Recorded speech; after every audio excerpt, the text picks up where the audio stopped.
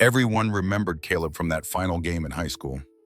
The sun was setting, the scoreboard was even, and in the last 10 seconds, he ran past 3 defenders and struck the winning goal like it was carved into fate. He didn't raise his arms to celebrate. He didn't yell or jump or kneel. He just stood there, breathing hard, staring at the net, because in that split second, Caleb knew something the crowd didn't. That would be the last goal he would ever score. It wasn't an injury. It wasn't about talent. It was about a picture. A week later, someone leaked a photo of Caleb holding hands with his boyfriend behind the locker room. No kiss, no shirt off, just a slight blurry picture of 2 boys being close in a moment they thought was theirs. The coaches called it a distraction. The team called it unacceptable. His father called it a phase. And the school called it a violation of team culture. They didn't kick him out directly. They just stopped passing the ball to him. They made him sit out practice for rest. They took his name off the college recruiter list. And when Caleb walked away from the team, no one stopped him. Not even his best friend. Not even his father. Not even himself. After that, he disappeared from sports. He found a job at a local sporting goods store, folded jerseys, fixed cleats, and smiled at kids who reminded him of who he used to be. Every now and then, he'd stay after hours, kick a ball against the wall, pass it to no one, and laugh quietly at the echo. He told himself it didn't matter. He told himself it was safer this way. But the truth was, he still loved the game. He loved the sound of the ball hitting the net, the tension in the locker room before a match, the way the grass smelled at 6 in the morning. He loved football like someone might love a father who stopped calling. But the game didn't love him back. At least, not as long as he was gay. And not as long as being gay meant pretending to be someone else. Then one Sunday afternoon, while he was reorganizing shelves at the store, a text popped up from a number he hadn't saved. It was from Owen, his old friend, now playing in a local semi-pro team. "Hey, man, random ask. We're short 1 guy for the tournament today. Any chance you can fill in?" Caleb stared at the screen. He hadn't played on a team in over 5 years. He hadn't worn a jersey since that day he took it off and never put it back on. He typed, deleted, typed again, and finally just replied, "Sure," when the match was in an hour. No time to overthink, no time to prepare, no time to pack that rainbow wristband he used to wear under his sleeve. He drove in silence. The roads were empty, the sky overcast. He didn't know the team, didn't know the players, didn't know what would happen if they found out. He told himself he just wanted to play. But the truth was, he wanted to feel like he belonged, even just for 1 game. When he arrived at the field, his teammates greeted him with half smiles and nods. They didn't ask questions. They didn't say much. He recognized the look. It was the same one he'd worn for years. Don't ask. Don't explain. Just play. But it didn't take long before the jokes started. Not directed at him, not yet, but loud enough to hear. Slurs tossed like they were part of the game. "Don't pass to that fairy. Bro, that tackle was kinda sus. You wanna play or you wanna flirt?" And just like that, every reason he had for showing up started to fade. He didn't pass well. He missed easy shots. And when he got too close to an opponent during a corner kick, the guy sneered. "You queer or something?" Caleb didn't answer. He didn't look back. He just walked away. They still fist bumped him after the match, still called him man and bro and solid game, but he knew. He knew it was because they didn't know who he was.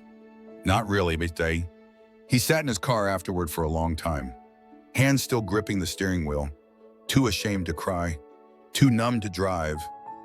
He had almost worn the wristband. Almost. Instead, he left it in the glove box, right next to the pair of cleats he used to wear with pride, right next to a version of himself he was still too afraid to become again. That night, he went home and told himself it didn't matter, that it was just a game, that it was just a Sunday, that he'd be fine. But somewhere deep down, a voice said, "What if that was your last match? What if the next one?" is finally the right one, and just before midnight, another message appeared from a number he didn't recognize. It read, "We're building something. We need a striker. No judgment, no hiding, just play." Have you ever loved something that didn't love you back? If this story touched something inside you, share it. Tag someone who needs to hear it. And don't forget to subscribe to Heart Stories for stories that remind you you're not alone. The message stayed unopened on Caleb's phone for hours. He didn't know who sent it. The profile photo was blank. The number was local. He read the words again. "We're building something. We need a striker. No judgment, no hiding. Just play." It didn't mention his name, but somehow it felt like it had been written just for him. He almost deleted it, almost threw the phone aside and went back to his quiet shift, helping customers pick between cleats he'd never wear again. But something about the way the words were put, not just "we want you," but "no judgment, no hiding," made him hesitate. That night, as he sat alone on a small balcony, watching streetlights blink against the silence, he replied with one word. The response came instantly. "Wednesday evening, City Park. We train after hours. You don't have to stay if it doesn't feel right." That last sentence meant more than the invitation itself. It was the first time in years someone gave him a way in and a way out. When Wednesday came, Caleb stood in front of the park gate with his duffel bag in hand and doubt twisting in his stomach. He expected a joke, a prank, or maybe some scrappy backyard team who used rainbow stickers to feel special. What he didn't expect was a full-size pitch lit up like a real club, cones neatly lined up, players warming up in sync. They wore jerseys with Rainbow United printed across the back in clean white font. No glitter, no parade, no pretenses, just football. One of them waved him over. Broad shoulders, cropped hair, serious eyes. That was Zion, captain, coach, and founder of the team. He didn't shake Caleb's hand. He didn't ask about his past. He simply pointed toward the field and said, "We start with drills. If you're here to play, play." And that was it. Caleb joined the line. He dribbled. He passed. He followed instructions like muscle memory had never left him. But something was different. He didn't have to listen for jokes. He didn't have to shrink into the background. And when he messed up, no one gave him that look, that condescending, guarded glare he'd come to expect in every locker room since high school. Instead, he got feedback, real feedback. "Plant your foot wider. Watch the shoulder. Good run. Try again." It wasn't perfect. His timing was off. His confidence still thin. But for the first time in years, he felt like a footballer again. Not a warning label with cleats. During the break, another player, lean, fast, with a buzz cut and goalkeeper gloves still strapped on, tossed Caleb a bottle of water. That was Jaden. Later, he'd learned Jaden was trans and a former national youth goalkeeper. Dropped from his academy the moment he came out, Jaden didn't say much either. He just nodded at Caleb and smiled, like they already knew something about each other without saying it. After practice, Zion gathered the team in a circle. He spoke clearly, firmly. "We don't play here to impress. We play to exist. We play for the kid watching from the bleachers who thinks this sport isn't for them." Caleb felt something tighten in his chest. He remembered being that kid. Worse, he remembered becoming the man who had walked away. That night, Caleb didn't cry. He didn't call anyone. He just went home and sat on the floor of his apartment, staring at the rainbow wristband he hadn't worn in years. He opened his closet, took out his old jersey from high school, folded it one last time, and placed it in the box where it belonged. Not because he was done playing, but because he was finally ready to play as himself. Rainbow United wasn't just a team. It was a mirror, showing him the version of himself he thought had been erased. He didn't know if he was good enough. He didn't know if he'd make the starting lineup. But for the first time in forever, He knew one thing for sure. He wasn't playing to fit in anymore. He was playing to come home to himself. It didn't take long for Caleb to understand that Rainbow United wasn't like any team he had ever been part of. Not just because the players introduced themselves with pronouns next to their names on the group board, not just because the post-practice stretch included checking in on each other's mental health, and not even because no one seemed to care about anyone's stats from high school or how many goals they used to score. Rainbow United didn't play to win trophies. They played to stay visible in a world that preferred them invisible.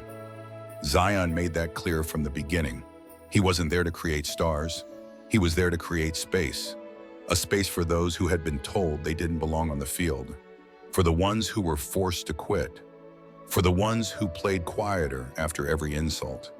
And for those like Caleb, who once loved the game so deeply it almost broke them. Training sessions were hard. Zion didn't tolerate sloppiness. He didn't soften his voice because his team was queer. He pushed them harder because he knew they had to be twice as good just to be taken half as seriously. But outside those white lines, he was different. Attentive, steady, present. During water breaks, he'd ask how work was. He'd remind them to hydrate even off the field. He never pried into anyone's past. But if someone opened up, he listened without blinking. Jaden, the goalkeeper, had started to open up more around Caleb. Their connection was quiet but growing. Jaden didn't need to explain much. Caleb understood what it meant to shower last after games, to avoid eye contact in locker rooms, to carry the weight of secrets and fear like part of the uniform. One evening, after a particularly rough scrimmage, Jaden stayed behind with Caleb to practice corners. It wasn't about perfecting technique. It was about proving to themselves that they had a place here, not despite who they were, but because of who they were. And yet, for all the healing Rainbow United brought, there was still a storm ahead. The city tournament brackets were announced. Rainbow United had qualified as one of the top 8 community teams, a surprise to many, but not to Zion. He believed in preparation, he believed in visibility, and he believed in revenge, not through violence, but through presence. When the draw came in, Caleb stared at the name of their first opponent. It was Owen's team, the same team that once turned their backs on him, the same team that whispered behind his back and never said a word to his face, the same team where he used to dream of belonging, before he understood what that cost. For a moment of awe, Caleb froze. Old fear wrapped around his ribs like it had never left. The shame, the anxiety, the ache to disappear. He considered asking Zion to bench him, but he didn't. Because Rainbow United had already taught him something no other team had ever said out loud. You don't have to prove your humanity to people who refuse to see it. The days leading up to the match were tense. Zion focused the team on formation and tempo. Jaden made everyone run extra laps, not out of punishment, but solidarity. And Caleb kept showing up, quietly, steadily, purposefully. The night before the game, Zion sent one message to the team chat, just 2 sentences. Remember who you are, and remember that being here is already a win. Caleb read that message again and again, and for the first time in a long time, he slept peacefully. On game day, the field buzzed with noise. Spectators from across the city, teams watching each other, and in one corner, Rainbow United, stretching, focused, unbothered. Caleb spotted Owen across the pitch. Their eyes met. No words. Just a flicker of something. Maybe regret. Maybe memory. Maybe both. The match began with fire. Rainbow United didn't hold back. They played like they had nothing to lose because they had already lost enough in the past to know what mattered now. Jaden blocked a near goal in the 10th minute. Zion broke through midfield with the precision of someone who had carried anger for too many years.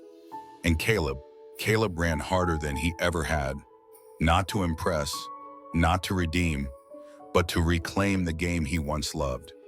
Midway through the second half, the opposing team's striker shoved Caleb after a clean tackle. Words followed, ugly ones he had heard before. But this time, something changed. Owen, once the bystander, stepped between them and said nothing. He just stood there, not defending Caleb, not attacking the striker, just refusing to be silent again. The ref intervened, the game resumed. Final score 2-2, a draw, but for Caleb, it felt like a chapter closing. Later that evening, in the locker room of Rainbow United, no one talked about the score. They laughed about near misses, argued over best plays, passed around protein bars like badges of honor. Zion sat next to Caleb and handed him a wrapped cloth. Inside was a band, rainbow-striped, worn and faded, but intact. He didn't ask where Caleb's original one had gone. He just said, "We wear it because we're not waiting for permission anymore." Caleb placed it on his wrist, tight, firm, visible, and this time he had no intention of taking it off again. Rain started falling 15 minutes before kickoff. It wasn't a heavy storm, just a steady drizzle that soaked into jerseys and laces, the kind of rain that made everything slower, heavier, more honest. Rainbow United stood in a silent huddle. Zion's voice was calm. He didn't give a motivational speech. He didn't tell them to make a statement. He just said, "We play our game. Let them play theirs." The stadium was fuller than usual. Something about this semi-final match had caught the city's attention. Some came to watch the underdog, some came to see how a queer team handled pressure, and some, as always, came just to wait for them to fail. Caleb took his position on the left wing. Jaden crouched in goal, eyes locked and unreadable. Zion stood tall in the midfield, already directing space before the ball even moved. The whistle blew. From the first minute, it was clear this match wouldn't be like the rest. Their opponents were fast, calculated, and unbothered by Rainbow United's story. They didn't heckle, they didn't taunt, they just played, with force, speed, and intent. But in the stands, it was a different sound. Banter flew back and forth like poisoned arrows. Every slip, every fall, every fumbled pass from Rainbow United came with comments layered in sarcasm and slurs. That's what happens when your striker wears eyeliner. Someone tell number 9 this isn't a pride parade. Guess they're just here to look cute and lose. No one on the team reacted. They were used to it, but silence didn't mean numbness. By the 23rd minute, Caleb was gasping harder than usual, not from the running, from the weight of every old bruise resurfacing with each shout. Then came the tackle, a clean interception by Caleb. Well-timed, legal, but the opposing player didn't see it that way. He shoved Caleb hard and hissed something under his breath. Caleb didn't flinch, didn't speak. He stepped back, breathing through the sting, but Jaden saw it. He jogged across the field, didn't say a word either, just placed a hand on Caleb's shoulder and stood with him until the game resumed. That small gesture, done in silence, felt louder than any chant from the crowd. Halftime came with the score still tied, 0-0, rain still falling. In the locker room, no one said much, just the sound of boots against concrete, the hum of soaked fabric hitting tile, and the quiet energy of a team choosing not to break. Zion knelt to tie his shoelace, then looked around the room. We don't owe anyone a performance. Not the crowd, not the cameras, not the ones waiting for us to fold. We owe it to ourselves to finish what we started. They walked back onto the field as the lights flickered on and the rain began to ease. Second half, tension high, pace faster, every ball contested, every movement sharper. In the 67th minute, it happened. A long ball cut through midfield. Caleb sprinted to meet it, chest out, mind blank. He didn't think. He didn't hesitate. He struck it midair, a clean, fast, rising shot, straight into the net. 1-0. For a second, no one moved. Then the crowd erupted. Cheers, boos, applause, laughter, everything at once. But Caleb didn't hear any of it, because the moment the ball hit the net, Jaden ran toward him, arms wide.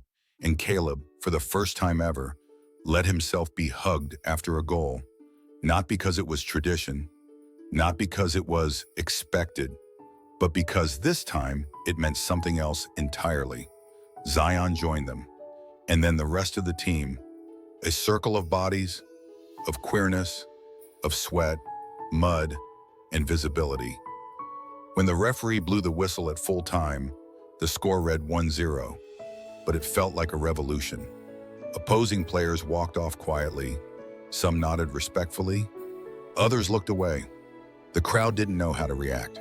There had been no spectacle, no protests, no statements, just football, played by people who were never supposed to win, at least not together.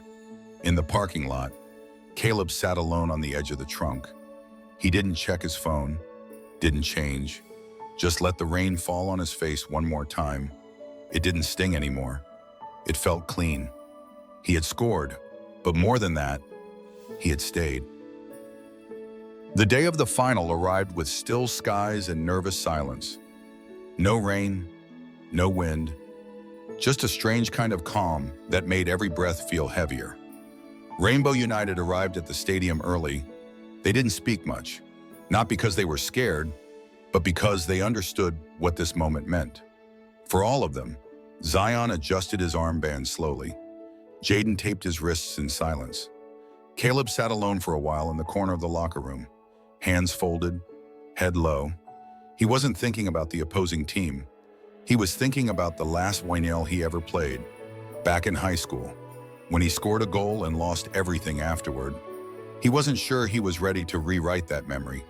Until Julie appeared. She walked into the locker room like she belonged there, holding a single envelope. Inside was a photo. Caleb, age 17, arms raised, covered in sweat, smiling. Behind him in the stands, barely visible, was his father. Frozen mid-clap, a half smile, still young enough to be proud. Julie sat beside him.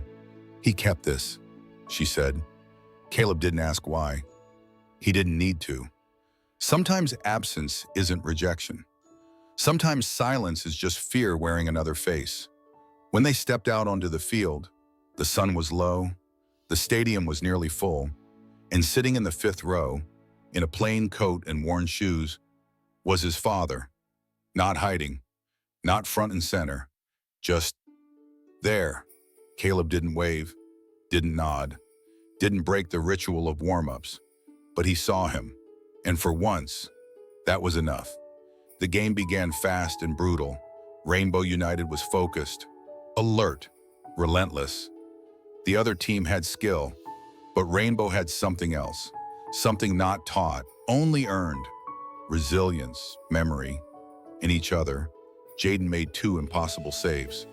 Zion controlled the field like it was home turf, and Caleb played like he wasn't running from anything anymore. In the 84th minute, the score was tied, 1-1. Corner kick. Zion stood ready. Jaden waved from midfield. Caleb moved into position. The ball arced perfectly. Caleb didn't jump the highest, didn't strike the hardest, but he timed it just right. Header, goal, net rippled. 2-1. He didn't celebrate. He just stood still. And then he looked to the fifth row. His father had risen to his feet. No applause, no tears, just eyes filled with something between pride and apology. After the final whistle, medals were given, photos were taken, reporters swarmed, but Caleb stepped away from it all and walked toward the bleachers. His father waited, still in the same spot. They stood face to face, 2 men with years between them and nothing left to say. His father reached into his coat and handed him something small, a pin, rainbow striped, worn, bent slightly at the edge. "Your mother bought this," he said. "I kept it, never knew when to give it to you." Caleb didn't cry, didn't speak. He took the pin and fastened it to his jersey, right above the team crest. Then he nodded once, the kind of nod that forgives what words never fixed. Weeks later, Rainbow United was featured in a national campaign called Play Out Proud. Caleb stood in the center of the photo, arms crossed, pin visible. The caption read, "He wasn't the wrong player, just the wrong audience." Who in your life finally showed up, even if it took them too long? If this story reminded you of a second chance or made you believe in your own, share it. Help others know they're not waiting alone. And don't forget to subscribe to Heart Stories, where healing begins, one story at a time.